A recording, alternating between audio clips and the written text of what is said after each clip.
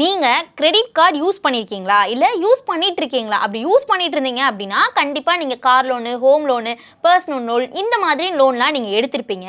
So அதனால இந்த video உங்களுக்காகவே வந்து ரொம்பவே ஹெல்ப்ஃபுல்லாக இருக்கும் அப்படின்னே சொல்லலாம். ஏன் அப்படின்னா இப்போது நீங்கள் கிரெடிட் கார்டோடைய அந்த இதில் லோன் வாங்கியிருந்தீங்க அப்படின்னா அதில் பெண்டிங் வச்சுருந்தீங்க, அதுவும் 10 பைசா நீங்கள் பெண்டிங் வச்சுருந்தாலும் உங்களுடைய கிரெடிட் ஸ்கோர் வந்து பெரிய இம்பாக்ட் ஆகும் அப்படின்ற மாதிரி இன்ஃபர்மேஷன் தான் இப்போ வந்திருக்கு அப்படின்னே சொல்லலாம். ஸோ 10 பைசாவால் என்ன ஆக போகுது அப்படின்னு கேட்டோம் அப்படின்னா அதுதான் ஒரு பெரிய தப்புன்னு கூட சொல்கிறாங்க. ஸோ இந்த 10 பைசாவுடைய அவுட்ஸ்டாண்டிங் இருந்தால் கூட உங்களுடைய கிரெடிட் ஸ்கோர் வந்து பெரிய இம்பாக்ட் ஆகும் அப்படின்ற ஒரு இன்ஃபர்மேஷன் பலரை பெரிய ஷாக்கிங்காக இருக்குது அப்படின்னே சொல்கிறாங்க.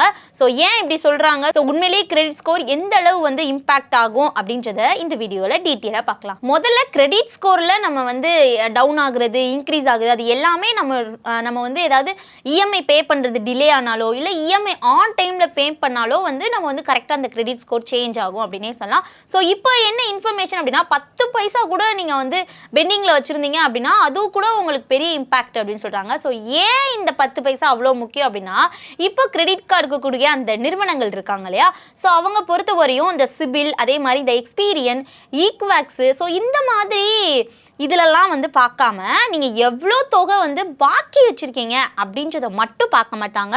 அந்த தொகை டியூ டேட்டுக்குள்ளே நீங்கள் வந்து பே பண்ணியிருக்கீங்களா இல்லையா அப்படின்றதையும் ரொம்பவே இம்பார்ட்டண்ட்டாக கால்குலேட் பண்ணுவாங்க. அதை தான் வந்து நல்லா வாட்ச் பண்ணுவாங்க அப்படின்னு சொல்கிறாங்க.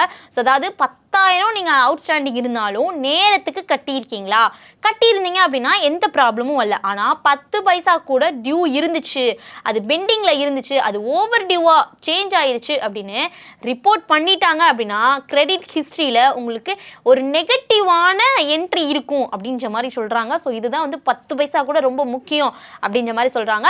ஸோ கிரெடிட் ஸ்கோர் எப்படி வந்து இம்பாக்ட் ஆகுது அப்படின்னா கிரெடிட் கார்டு பில் கட்டுறப்போ பலர் என்ன பண்ணுறாங்க அப்படின்னா இந்த ரவுண்டட் ஃபிகர் மட்டும் அவங்க வந்து பே பண்ணிடுவாங்க. இல்லை அப்படின்னா அந்த ப்ராசஸிங் டிஃப்ரென்ஸாக இருக்கட்டும், இன்ட்ரெஸ்ட் கால்குலேஷனாக இருக்கட்டும், அதே மாதிரி இந்த லேட் ஃபீ, இந்த மாதிரி ரீசன்னால சில பைசா இல்லை சில ரூபாய் வந்து அவுட்ஸ்டாண்டிங்காக இருக்கும் அப்படின்னு சொல்கிறாங்க. அதை கவனிக்காமல் விட்டுட்டாங்க அப்படின்னா அடுத்த ஸ்டேட்மெண்ட்டில் அது வந்து கேரி ஃபார்வர்டாக ஆகும். இப்படி லாங் டேர்மாக அதாவது வச்சுட்டே இருந்தாங்க, அந்த லாங் டைமாக வந்து அந்த அவுட்ஸ்டாண்டிங் இருந்துக்கிட்டே இருந்துச்சு அப்படின்னா பேங்க்கும் கிரெடிட் கார்டுடைய அந்த நிறுவனங்களும் கண்டிப்பாக ரிப்போர்ட் பண்ணுறதுக்கான சான்சஸ் இருக்குது. நீங்கள் ஒரு டைம் 2 டைம் வந்து இந்த பைசா ரூபாயெல்லாம் நீங்கள் கவனிக்காமல் விட்டுட்டீங்க அப்படின்னா விட்டுருவாங்க. ஆனால் அதை வந்து ரொம்ப லாங் டைம் அது இழுத்துக்கிட்டே போய்கிட்டே இருந்துச்சு அப்படின்னா கண்டிப்பாக பேங்காக இருக்கட்டும், இந்த மாதிரி கிரெடிட் கார்டுடைய நிறுவனங்களாக இருக்கட்டும், அவங்க வந்து கண்டிப்பாக வந்து ரிப்போர்ட் செய்கிறதுக்கான சான்சஸ் இருக்குது. அப்போ தான் கிரெடிட் ஸ்கோர் வந்து கம்மியாகும் அப்படின்ற மாதிரி சொல்கிறாங்க. ஸோ 10 பைசா உடனே வந்து ஸ்கோரில் குறைஞ்சிருமா அப்படின்னு கேட்டால் இதில் ஒரு முக்கியமான விஷயம் இருக்குது. ஒவ்வொரு சின்ன சின்ன அவுட்ஸ்டாண்டிங் அமௌண்ட்டும் உடனடியாக வந்து நம்மளுடைய கிரெடிட் ஸ்கோருக்கு இம்பாக்ட் ஆகாது, குறையவும் குறையாது.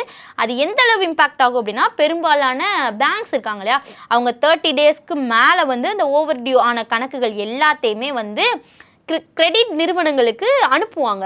ஸோ அந்த ஒரு நடைமுறை இருக்கு இல்லையா, ஸோ அந்த நடைமுறையெல்லாம் ஃபாலோ பண்ணி தான் வந்து இந்த கிரெடிட் ஸ்கோர் வந்து இம்பேக்ட் ஆகும் அப்படின்னு சொல்லுவாங்க. ஆனால் ஒரு டைம் உங்களுக்கு ஓவர் டியூ ரிப்போர்ட் ஆகிருச்சு அப்படின்னா உங்களுக்கு கம்மியான அமௌண்ட் இருந்தாலும் கூட அதுக்கு வந்து எந்த ஒரு சாரி அந்த மாதிரிலாம் கேட்க முடியாது. கண்டிப்பாக உங்களுடைய கிரெடிட் ஸ்கோர் வந்து கம்மியாகிறதுக்கான சான்சஸ் இருக்குது. ஸோ சின்ன சின்ன அமௌண்ட் தானே, பைசா தானே, இந்த மாதிரி 2 ரூபாய் 3 ரூபாய் தானே, அந்த மாதிரி எந்த ஒரு இதுவுமே கிடையாது. அவங்க வந்து கண்டிப்பாக ஸ்கோரை குறைச்சி விட்ருவாங்க. ஸோ நெக்ஸ்ட்டு வந்து கிரெடிட் ஸ்கோர் தானே குறையுது, அது குறைஞ்சா என்ன மாதிரியான ப்ராப்ளம்ஸ்லாம் வரும், அது வந்து ஏன் இவ்வளோ இம்பார்ட்டன்ட் அப்படின்னு கேட்டால் கிரெடிட் குறைஞ்சிச்சு அப்படின்னா முதல்ல உங்களுக்கு இம்பாக்ட் ஆகுறது லோன் அப்ரூவல் தான். ஸோ ஹோம் லோனாக இருக்கட்டும், கார் லோன், பர்சனல் லோன், இந்த மாதிரி அப்ரூவல்லாம் ரொம்பவே டிலே ஆகலாம்.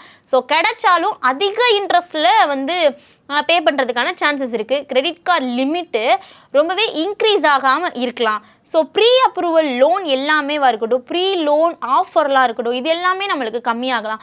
ஸோ ஃப்யூச்சரில் ஃபினான்சியல் பிளானிங்க்கு இது ஒரு பெரிய தடையாக இருக்கலாம் அப்படின்னு சொல்கிறாங்க. ஸோ இதனால தான் கிரெடிட் ஸ்கோர் வந்து இவ்வளோ இம்பார்ட்டன்ட் அப்படின்னு சொல்கிறாங்க. ஸோ கிரெடிட் ஸ்கோரை பொறுத்த வரையும் நம்ம ஏன் இவ்வளோ சேஃபாக வைக்கணும், ஸோ கிரெடிட் ஸ்கோர் பாதுகாக்கிறதுக்கு என்ன மாதிரியான விஷயங்கள்லாம் பண்ணணும், அதை வந்து நான் வந்து அந்த லெவல்லே, அதாவது இப்போ 750க்கு மேலே இருக்கும் அப்படின்னா 750க்கு மேலே நான் குறையாமல் பார்த்துக்கணும் அப்படின்னா உங்களுடைய முதல் அந்த டியூ டேட்டுக்கு முன்னாடியே நீங்கள் வந்து பே பண்ணிடணும். அதே மாதிரி மினிமம் டியூ மட்டும் கட்டிட்டு மீதியை விட்டுறாதீங்க.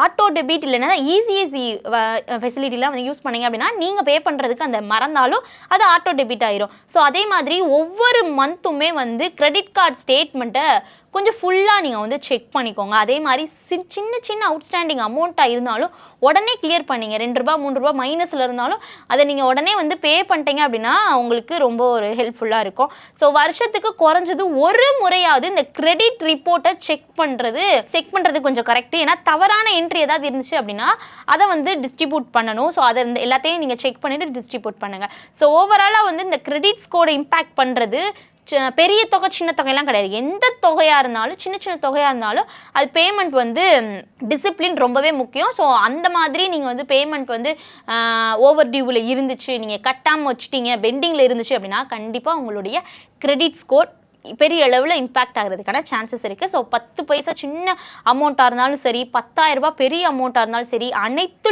லோனாக இருக்கட்டும், கிரெடிட் கார்டு பேமெண்ட்ஸாக இருக்கட்டும், நேரத்துக்கு தவறாமல் பே பண்ணுங்க அப்படின்ற மாதிரி தான் வந்து எக்ஸ்பர்ட்ஸ்லாம் வந்து அட்வைஸ் சொல்கிறாங்க.